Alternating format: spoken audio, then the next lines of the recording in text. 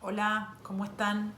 Bueno, no nos conocemos en persona todavía, yo soy Silvina, la profesora de inglés, pero bueno, hasta que nos podamos ver en persona se me ocurrió poder grabarles estos pequeños tutoriales para poder asistirlos, darles una mano con los temas gramaticales de las unidades. Estos videos tienen la intención de brindarles una ayuda extra. Aquellos que no lo necesiten no están obligados a mirarlos. Simplemente me pareció que es una forma de poder acercarles una explicación lo más parecida a lo que sería si estuviéramos en el cole, ¿sí? Entonces, hoy vamos a trabajar con Passive Voice, que es el primer tema gramatical del Real Life Intermediate. Yo ya mandé las páginas 52 y 53, algunos ejercicios para hacer, pero lo que quiero enfocarme hoy es en la explicación de la Passive Voice, de cuándo la usamos, cuál es el mecanismo para armar las oraciones, bueno, alguna otra cosa más que se me vaya ocurriendo, ¿sí? Las explicaciones las voy a hacer un poco en inglés y un poco en castellano, ¿sí? Así pueden recibir un poco de intake, de entrada del idioma inglés, y voy a irme echando con español como para poder ir explicando algunos puntos que me parezcan que no son tan claros. Okay. The passive voice is used when it is not important to mention who performed the action, right? When it's not important to say who did an action because our attention or our focus is on the action itself, we use the passive voice. O sea, cuando no nos importa o no es importante o es obvio quién realizó una acción o desconocemos el sujeto, vamos a optar por la voz pasiva. Un ejemplo. The invitations have been sent out, right? I don't know who has sent the invitations. Maybe it's not important. Maybe it is obvious who has sent the invitations. The important thing is that the invitations are out. Yes? O sea, ya se han enviado las invitaciones. ¿Quién las envió? Tal vez no lo sé, no es importante, no es relevante. Lo importante es que ya se han mandado. Otro ejemplo, the winners' names are placed in envelopes. The winners' names are placed in envelopes. O sea, los nombres de los ganadores se colocan en sobres. This is an explanation of what they do. We don't know who put the winners' names inside those envelopes, but it's an explanation of the system they use to store or to keep, or where they put the names of the winners. Los nombres de los ganadores se colocan dentro de sobres. Es una explicación del sistema que se utiliza para, no sé, por ejemplo, para los Oscars, ¿no? ¿Qué se hace con los nombres de los ganadores? Ok, los nombres de los ganadores se ponen dentro de sobres. ¿Importa decir quién pone los nombres de los ganadores adentro de los sobres? No, no nos importa. No es relevante, no lo sabemos, o tal vez es demasiado obvio. Los empleados de los Oscars hacen ese trabajo. So we say the winners' names are placed in envelopes. El segundo uso dice, the passive voice is used when we do not know the agent, el agente, o la explicación es, or when we prefer not to mention the agent, cuando preferimos no mencionar el agente. ¿Quién es el agente? El que realiza la acción, cuando no es importante, ¿sí? Por ejemplo, digo, someone stole my wallet. I repeat, someone stole my wallet. Esa oración está en voz activa.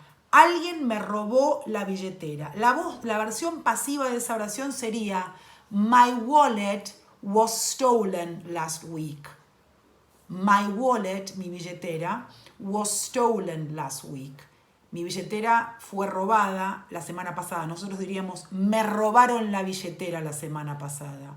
Yo sé quién me la robó, ¿es importante decirlo? No. Por eso opto por usar la voz pasiva. ¿Ok? The passive voice is used when the agent, repito, the agent is the doer of the action. Repito, el doer of the action es quien realiza la acción. Nosotros lo llamamos el sujeto, el que hace el que lleva a cabo ese verbo, ¿está? The passive voice is used when the agent is obvious and doesn't need to be mentioned. Esto ya lo expliqué. Cuando el que realiza la acción no es importante, no, o es obvio, o lo desconocemos, no lo vamos a nombrar, ¿sí? In conversation, the active voice is often used with the impersonal subjects people, you, we, they, and in more formal speech and in writing, the passive is used with no agent. Let me explain this to you in Spanish. En la conversación, en el lenguaje coloquial, se usa más a menudo cuando el sujeto no es tan conocido o cuando es un sujeto general. Se usa la voz activa y se dice, la gente cree, nosotros sabemos que, pero en la voz pasiva, en un contexto más formal, se dice, por ejemplo, it is believed that, ¿sí? Se cree que, en vez de decir la gente cree que. ¿Estamos? Es una de las formas en que se utiliza la voz pasiva cuando el sujeto es general o no es algo concreto, o repito, cuando no es importante nombrar quién es el que cree tal cosa. Si digo, se cree que los precios están subiendo, en vez de decir la gente cree que los precios están subiendo, puedo utilizar esa forma impersonal de voz pasiva, de decir se cree que, y digo it is believed that prices are going up. ¿Ok? Si vamos a la página 52 del libro, del Real Life, van a ver que hay un cuadrado en el ejercicio número 5, cuando da la explicación the passive, y hay diferentes formas verbales. Está el present simple, active and passive, past simple, active and passive, present continuous, active and passive, present perfect, active and passive, and modal, active and passive. Estos cuadros los pueden ayudar a ustedes cuando tienen que armar la oración, si tienen presente cómo se arma la voz pasiva en cada uno de estos tiempos verbales, ¿sí? En el presente simple, en la voz activa, tienen el ejemplo del verbo drink, que es el verbo beber, ¿sí? En la voz pasiva sería agregar el verb to be en la forma presente, por eso se llama present simple, y la forma presente de la voz pasiva se forma con el verb to be en la forma presente, o sea, is o are más el verbo en la tercera columna. Entonces, si el verbo en la voz activa sería Italians or Italian people drink red wine, en la voz pasiva sería red wine is drunk by Italian people, para dar un ejemplo. En el caso de past simple, en la voz activa voy a tomar otro verbo, el verbo make, que es el verbo hacer.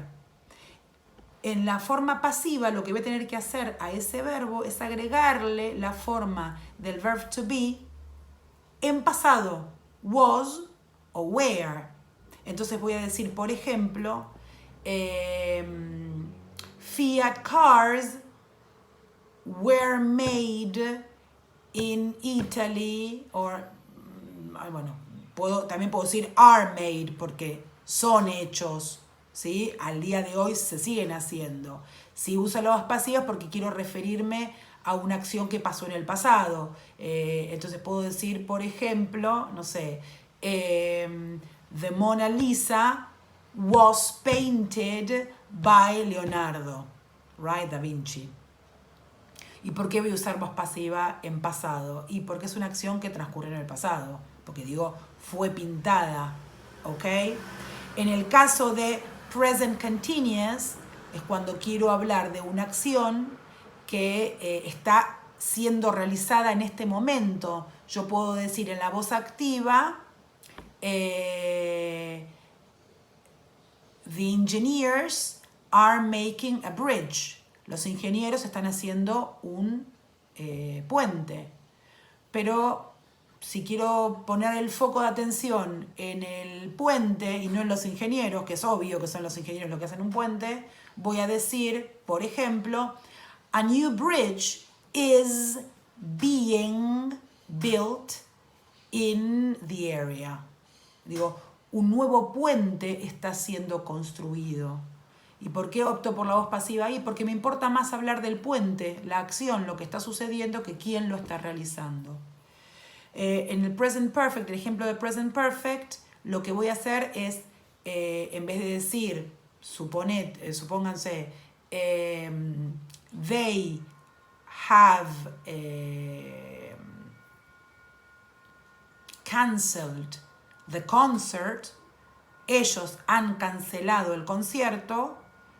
Me es más importante decir que el concierto ha sido cancelado más que ellos. ¿Quiénes son? ¿Quién lo canceló? No me importa. Entonces voy a decir, the concert has been cancelled. Pues no me importa decir quién lo canceló, lo que me importa es que no hay concierto. Tengo tickets para un concierto que ha sido cancelado. Y por último, el uso de modal. Acuérdense que los modals son can, must, should. Y en el caso de la voz pasiva, si yo tengo que decir, por ejemplo, este ejercicio debe ser entregado mañana, o debe ser hecho mañana, o debería ser hecho mañana, voy a decir, en vez de decir, you should hand in, que es entregar, o you should do this exercise, puedo decir, this exercise should be done, que es la tercera columna del verbo do, should be done tomorrow. ¿Ok? Bueno, esto es más o menos un pantallazo general de los usos y algunas formas que pide el libro de Real Life de Passive Voice. Cualquier duda que tengan me pueden escribir mensajes a través de Edmodo. Espero que les haya ayudado y bueno, estaremos en contacto pronto.